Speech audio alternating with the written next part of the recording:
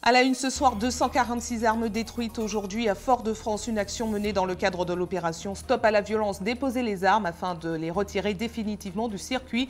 La destruction a été assurée par une entreprise spécialisée dans la transformation des métaux.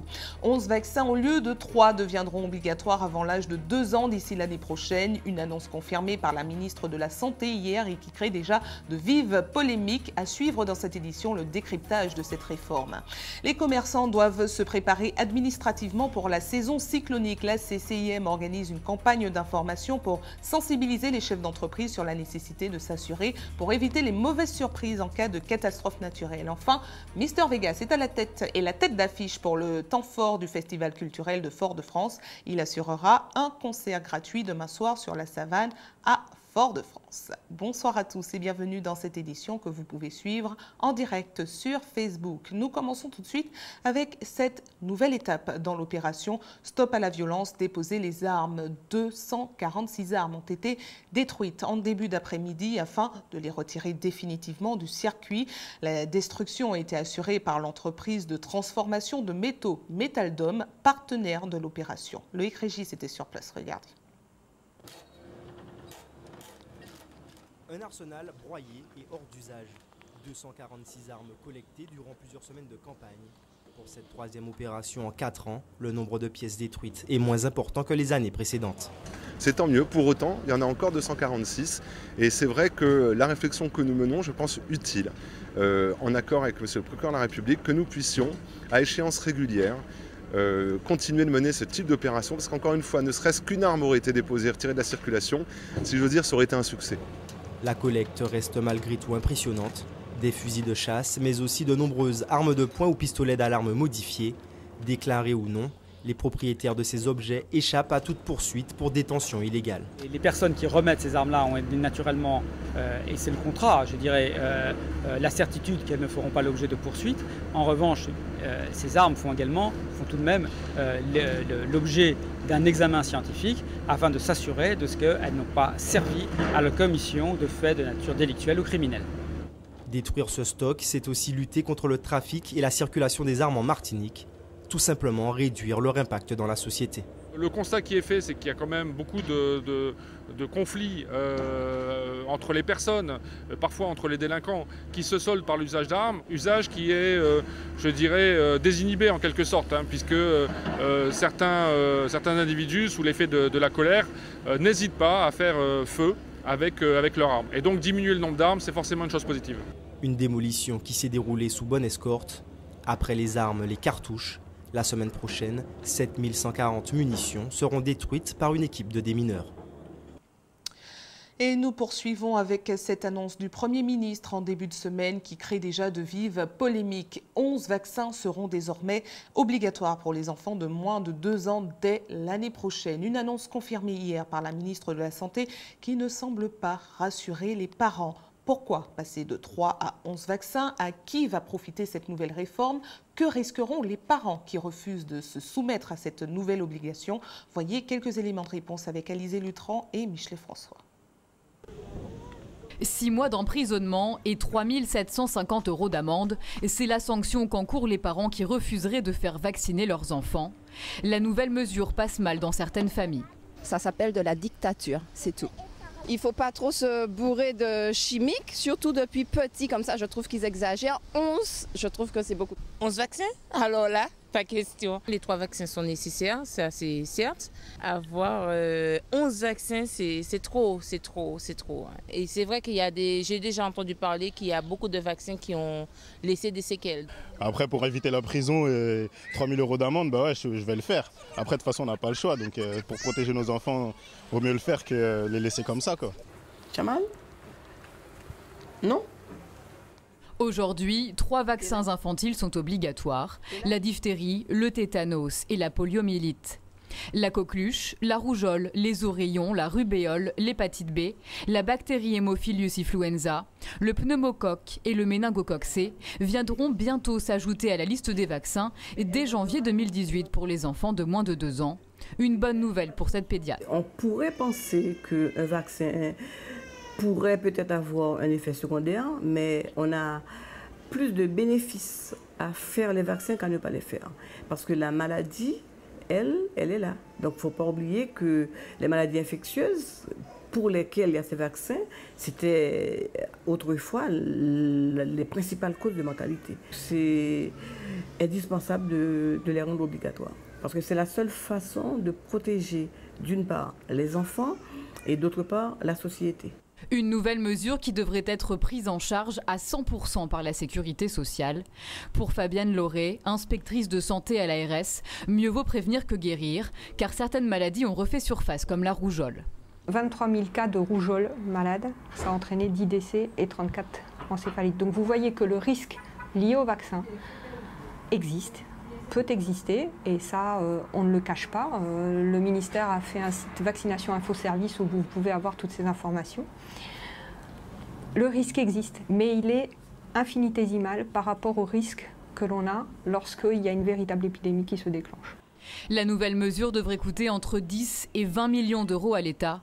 Une petite somme, estime Agnès Buzyn, la nouvelle ministre de la Santé, par rapport aux maladies évitées.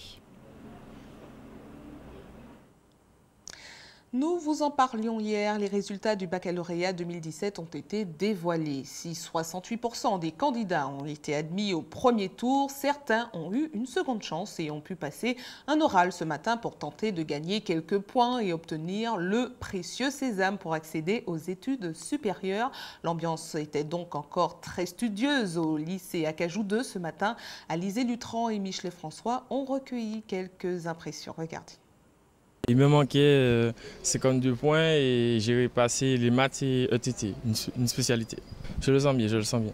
Les professeurs étaient sympas, ils m'ont encouragé et puis c'est venu tout seul. Franchement, ça s'est bien passé. J'avais beaucoup de points à rattraper, 40, et je me suis bien débrouillé. Et puis maintenant, j'attends les résultats. Il faut que en maths et en physique, j'ai minimum 12, minimum.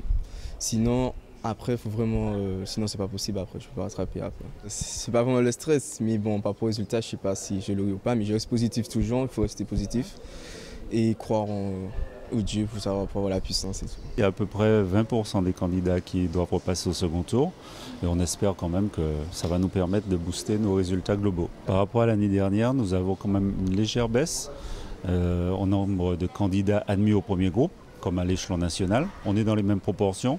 Et donc on espère que les candidats admis au second groupe nous permettront de faire remonter les chiffres pour être dans la moyenne que nous avions l'an dernier, qui était de plus de 90%.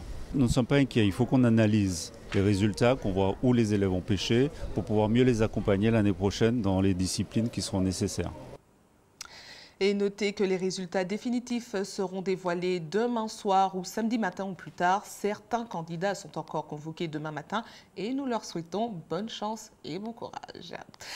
Nous entrons dans la saison cyclonique et l'heure est aux préparatifs pour affronter un éventuel mauvais temps. La CCIM a lancé une campagne d'information à destination des chefs d'entreprise. Il faut absolument assurer le matériel professionnel pour éviter les mauvaises surprises en cas de catastrophe naturelle. Voyez les précisions de Guy-Raphaël René.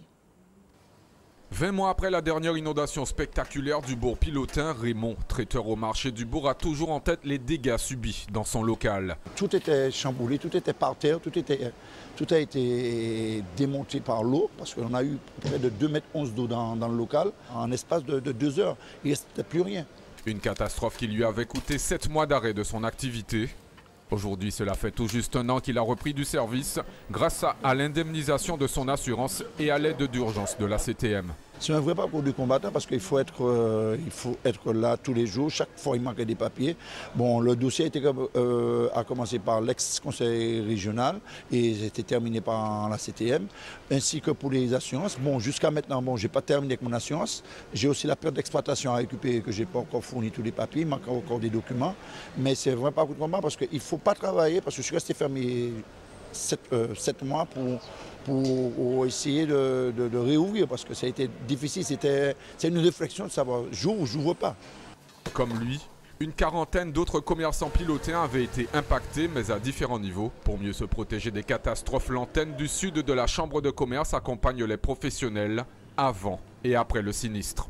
En amont, nous invitons les chefs d'entreprise à réviser, à revoir et à prendre connaissance de leur contrat d'assurance. Mais également, nous invitons les chefs d'entreprise en amont à connaître le plan de prévention des risques de leur ville. Quand le fait est avéré, il y a un passage de cyclone, nous accompagnons le chef d'entreprise dans le montage de son dossier auprès de son assureur et également auprès des organismes partenaires de l'entreprise, que sont les services fiscaux, sociaux, les RSI ou autres, pour déclarer les sinistres.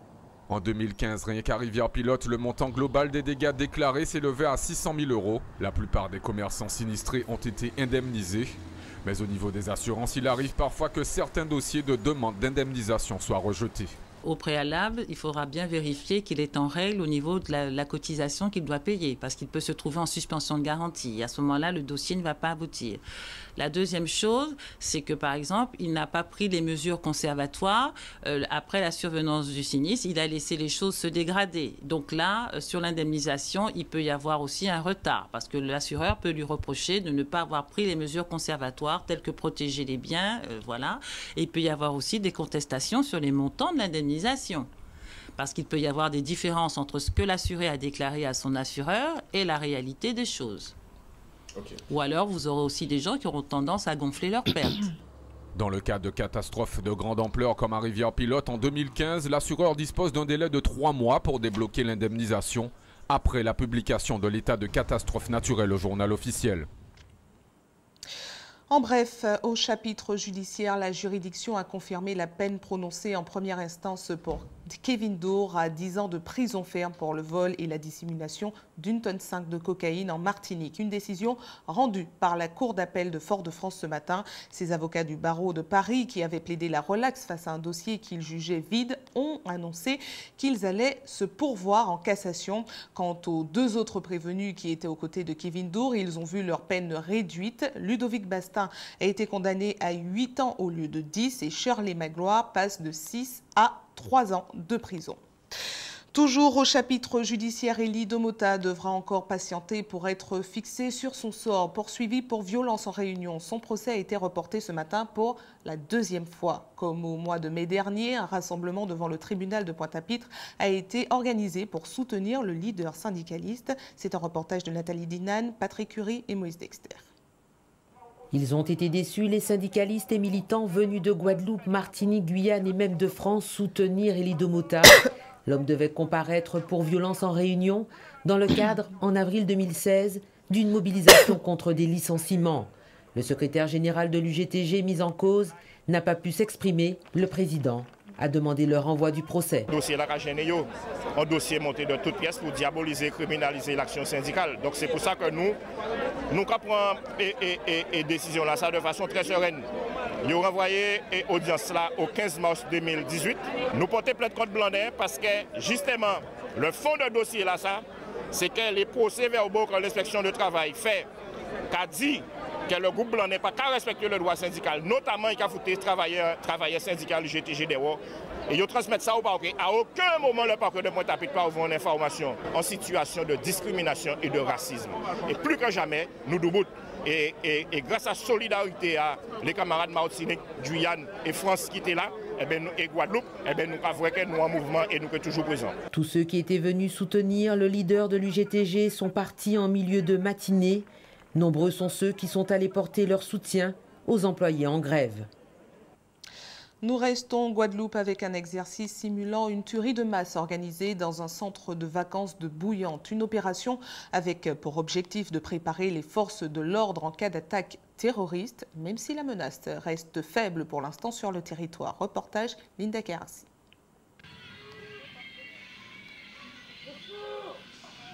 « 14 heures, des coups de feu retentissent au sein du centre de vacances de l'UCPA de Bouillante. Plusieurs blessés, des assaillants déterminés à faire un carnage. Exercice grandeur nature pour les forces de gendarmerie. Dès que la gendarmerie est au courant et que l'alerte a été donnée sur la pénétration de ces assaillants à l'intérieur du centre, la brigade de gendarmerie départementale a été prévenue et a dépêché sur zone ce qu'on appelle des primo-engagés. Ces primo-engagés ont établi un contact avec les assaillants dans l'espoir de faire une seule chose, faire cesser la croissance des morts. Ensuite, des renforts ont été demandés. Donc des gendarmes mobiles sont arrivés pour constituer et matérialiser la zone d'exclusion en effectuant un bouclage. Et dans le même temps également, une équipe d'intervention spécialisée, donc l'antenne GIGN de Pointe-à-Pitre, qui conduisait une opération dans le secteur de Basse-Terre, a été prévenue et engagée par voie maritime aux abords donc, de Bouillante pour procéder à la neutralisation de ces assaillants. La menace terroriste qui touche aujourd'hui le territoire français est au plus haut. Les Outre-mer et la Guadeloupe en particulier ne peuvent rester indifférents face à cette situation. C'est pourquoi des exercices sont régulièrement menés par les unités de gendarmerie. L'enjeu, c'est comment la gendarmerie va réagir à ce type d'événement. Elle va réagir par une montée en puissance. D'abord, l'unité territoriale compétente, la patrouille, si vous voulez, de gendarmes que vous voyez au quotidien, qui est le gendarme de la brigade territoriale, là en l'occurrence de Bouillante, qui est appelé par un appel 17 en disant il y a des coups de feu au centre de vacances. Il a le devoir de s'engager immédiatement pour aller au contact de l'adversaire, faire une première évaluation de situation et surtout arrêter, si vous voulez, le carnage, c'est-à-dire détourner l'attention du malfaiteur, du public, vers la force de sécurité, vers lui. Pour cet entraînement, environ 80 gendarmes ont été mobilisés.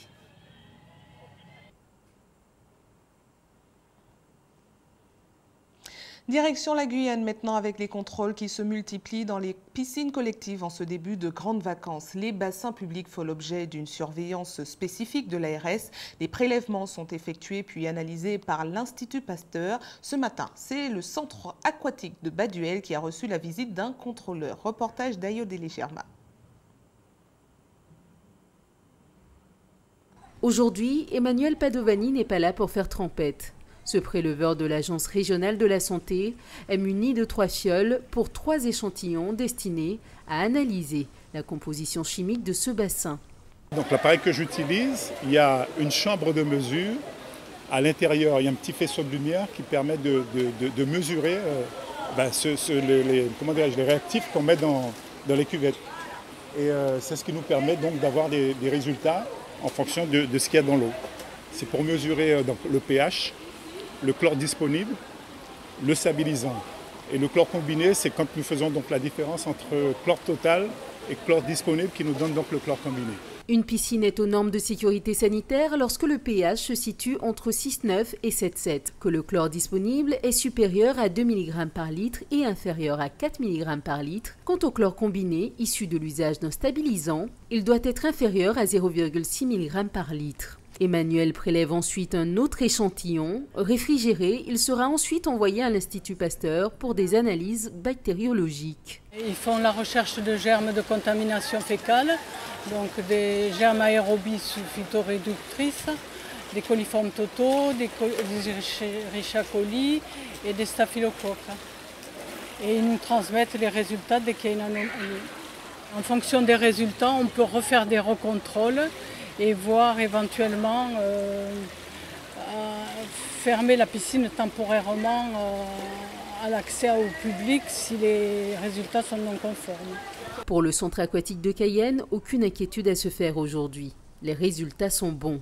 Tous les matins, l'eau est renouvelée au prorata du nombre d'utilisateurs de la veille. Les filtres sont lavés. Précaution d'usage, surtout pour une piscine à ciel ouvert. Sa propreté est troublée autant par la pollution urbaine que par la présence humaine.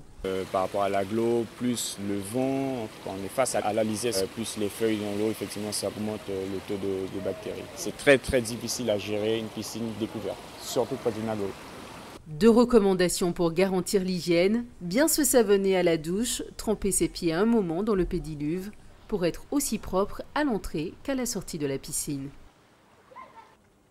Place à la culture avec la pièce de théâtre Cyclone qui sera jouée dans le Vaucluse du 7 au 30 juillet prochain dans le cadre du festival Off d'Avignon. Souvenez-vous, la pièce avait rencontré un vif succès chez nous avec plusieurs représentations à guichet fermé, notamment dans des lieux insolites comme dans le Pit Colonnette à Ducos. La compagnie Trac poursuit sa route et si vous les avez manqués chez nous et que vous vous rendez dans l'Hexagone pour les grandes vacances, vous pourrez en profiter pour faire une séance de rattrapage. Culture toujours avec la star jamaïcaine de dancehall, Mr Vegas, qui se produira demain soir à partir de 20 h sur la Savane à Fort-de-France. Il assurera le show dans le cadre du festival culturel de Fort-de-France. Comme pour l'artiste Kalash l'année dernière, il s'agira d'un concert gratuit. Mr Vegas est déjà en Martinique et Alizé Lutran et Michelet François l'ont rencontré en compagnie des DJ qui assureront sa première partie. Regarde. Broke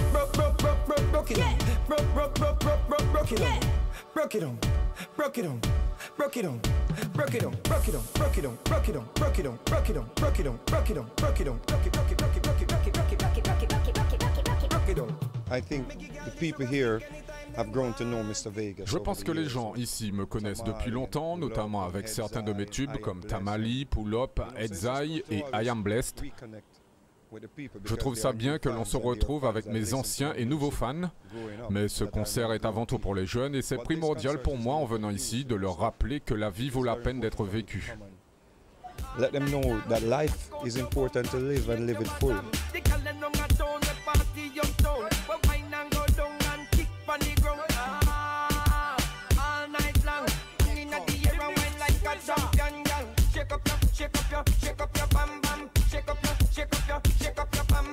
She's a tamale junk in Kavasi. She wanna party after the party. She wanna private dance with somebody.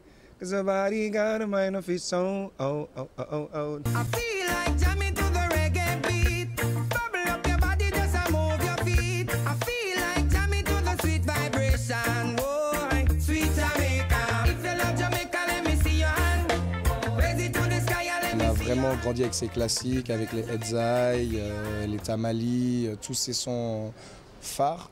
Et donc là, de pouvoir vraiment faire la première partie de son show devant autant de personnes, c'est vraiment la consécration de notre travail. On va essayer vraiment de promouvoir la musique martiniquaise, caribéenne, vraiment faire un show intergénérationnel. Ça passe par du zouk rétro, par exemple du Patrick Saint-Éloi, mais aussi de la soukous ou de la soca. C'est un festival qui est ouvert à tous, où tout le monde peut y trouver son bonheur.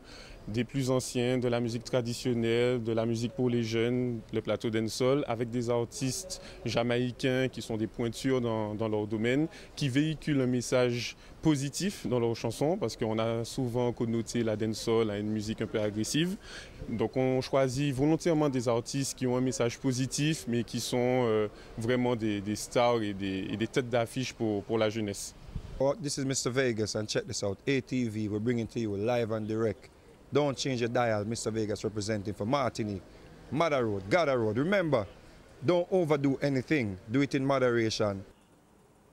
Et c'est le moment du coup de projecteur sur vos quartiers. Nous passons à notre JT des communes.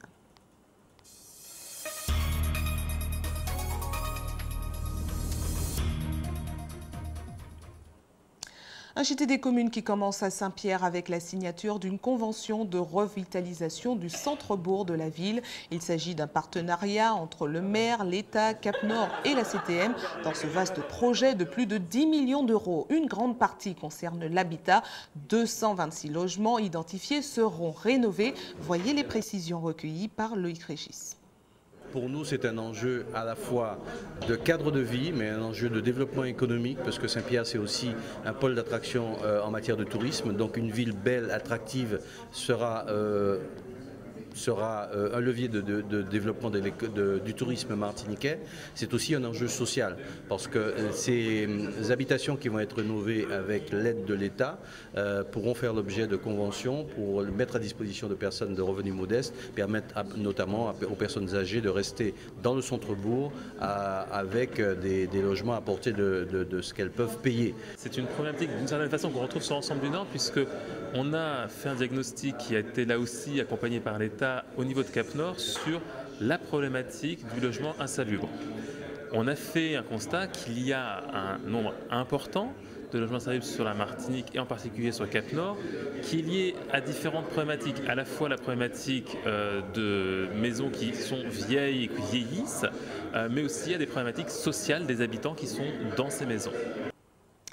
Et nous poursuivons avec la reconduction des plans nationaux d'action pour protéger les tortues marines et les iguanes des Petites Antilles. Face aux menaces encore nombreuses, le Conseil national de la protection de la nature et le ministère de la transition écologique et solidaire ont validé la reconduite des plans pour 5 ans en Martinique, Guadeloupe et à Saint-Martin.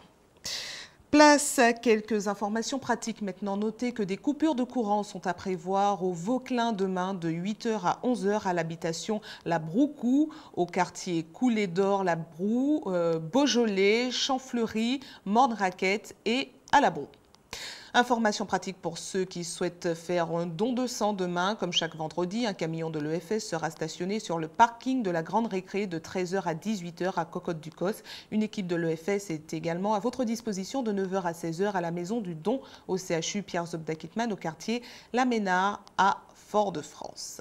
Et nous terminons ce JT des communes avec ce coup de projecteur sur un jeune chef d'entreprise qui propose de la crème de gingembre pour préparer vos repas.